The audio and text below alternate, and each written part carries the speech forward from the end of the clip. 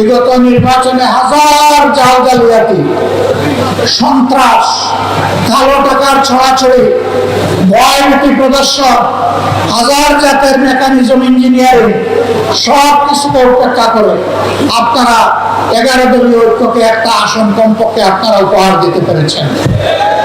এই জন্য আপনাদেরকে অভিনন্দন। আমরা বিশ্বাস করি নির্বাচন যেভাবে সুষ্ঠু হয়েছিল তার ভোট গণনা এবং রেজাল্ট যদি ফলাফল যদি সেইভাবে সুষ্ঠু হতো, অন্য আসনটিতেও অবশ্যই জুটের বিজয় হতো। বিজয় চিন্তাই করে নেওয়া হয়েছে। আমার সম্মানিত সহকর্মী উদাহরণ দিয়েই বলেছেন কিভাবে নেওয়া হয়েছে এবং কারা এর সাক্ষী। তারপরে কেন আমরা এই রায় মেনে নিলাম? অনেকের আমাদের উপরে অভিমান, আপনারা এই রায় মেনে নিলেন কেন? আমরা তাদেরকে বলেছি 17.5 বছর দেশ ছিল স্বৈর শাসনের কবলে। এরপরে একটা নির্বাচন হয়েছে, নির্বাচনে তো জনগণ ভোট দিয়েছে।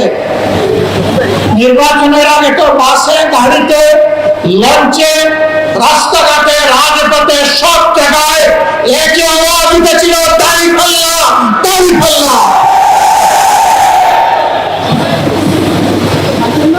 একদিনে দুটো ভোট হয়েছে, একটি সংসদ সদস্য হিসাবে নির্বাচনের ভোট, আরেকটি সংস্কার পরিষদের সদস্য হিসাবে গণভোট। আমাদের অবস্থান সুদৃঢ় ছিল, আমাদের মার্কা এবং গণভোটে হায়ের পক্ষে। বর্তমান সরকারি দল প্রথমে হায়ের পক্ষে ছিল না, তারা চুপ ছিল, নীরবে নীরবে তারা নায়ের পক্ষে ক্যাম্পেইন করেছিল।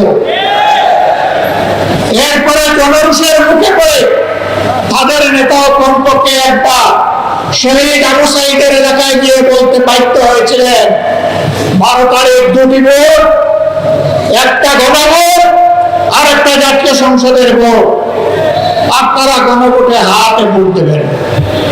আউয়াল ওয়াস্তে আখের একবারই তিনি বলেছেন, কিন্তু তিনি তো সেই দলটির নেতা। বর্তমানে সংসদে তিনি হচ্ছেন সংসদ নেতা, প্রধানমন্ত্রী, সরকারের প্রধান, বাংলাদেশের প্রধান নির্বাহী। তিনি যে বললেন কথাটা, সেই গণভোটে যে 66.8% মানুষ ভোট দিল, 66.8%, তাদের ভোটের মূল্যটা তিনি কি দিলেন?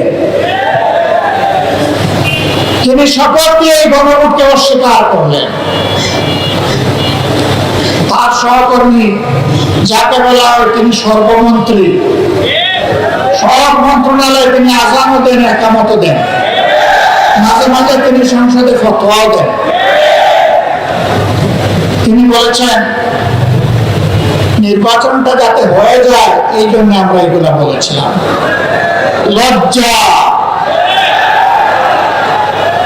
একটা সংগঠনের শীর্ষ জায়গা থেকে যদি জনগণকে এইভাবে ধোঁকা দেওয়া হয়, তাহলে রাজনীতি এবং রাজনীতিবিদদের প্রতি মানুষের আস্থা থাকবে কেন?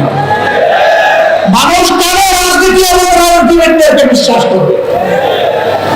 আমরা ওই রাজনীতি করি নাই, আমরা ওই রাজনীতি করব। আমরা সংসদে নোটিশ দিয়ে 68 মিনিটে আলোচনা করেছিলাম গণভোট যেন হারিয়ে না যায়, গণভোটকে যেন সম্মান দেখানো হয়। আমরা বলেছিলাম যারা জনগণের রায়কে সম্মান করে না তারা কখনো গণতন্ত্রপন্থী হতে পারে না। গণতন্ত্রের দাবি হচ্ছে বেশিরভাগের রায়কে সম্মান করা।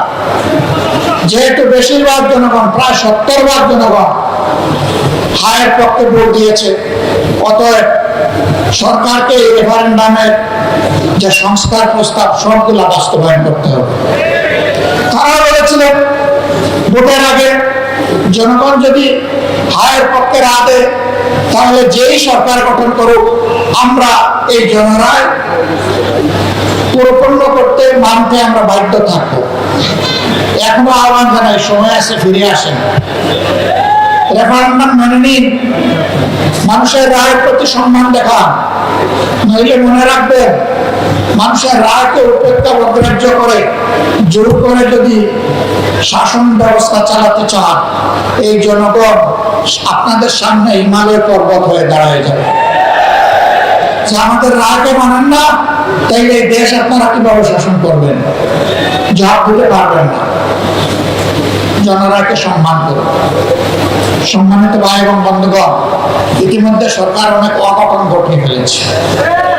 কেন্দ্রীয় ব্যাংকের গভর্নর নিয়োগ, ইসলামী ব্যাংক সহ বিভিন্ন ব্যাংকের দিকে কালো হাত, বিশ্ববিদ্যালয়ের যোগ্য ভিসিদেরকে সরিয়ে দিয়ে দলের একান্ত অনুগত দলের কর্মীদেরকে ভিসি হিসাবে বসায় দেওয়া, জেলা পরিষদের মতো গুরুত্বপূর্ণ জায়গায় নিজেদের দলীয় ক্যাডার এবং নেতাদেরকে প্রশাসক হিসেবে বসিয়ে দেওয়া, এইভাবে একটা দলীয় শাসন, এক দলীয় শাসন বাংলাদেশে কায়েম করার চেষ্টা করা হচ্ছে। ইতিহাস ভুলে গেলে হবে না।